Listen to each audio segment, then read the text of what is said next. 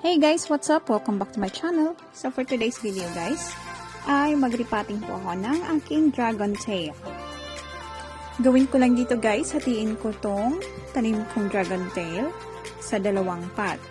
Medyo crowded na kasi sila sa isang pot. Gawin lang natin guys, dandahan natin hiwalay bawat isang stem. So meron siyang 6 stems na nakatanim dati. Napaka-easy lang po magpatubo nitong dragon tail. So, ang gawin nyo lang, ipropagate mo siya through water or soil.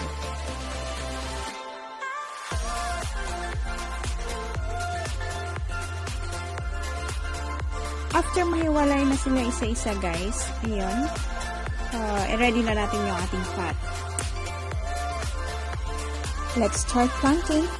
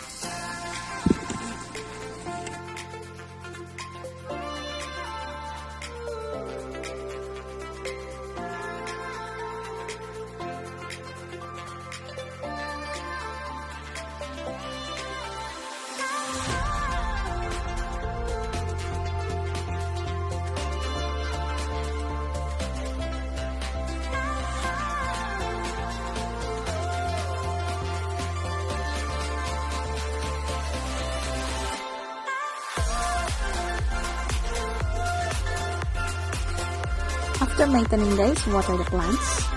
Then, keep it in a shady place. Since dragon tail is an evergreen vine that can grow over 1 meter tall, mas maganda na maglagay tayo ng stick para makaakyat yung stem at may design din yung ating dragon tail. So that's all for today guys. Bye-bye!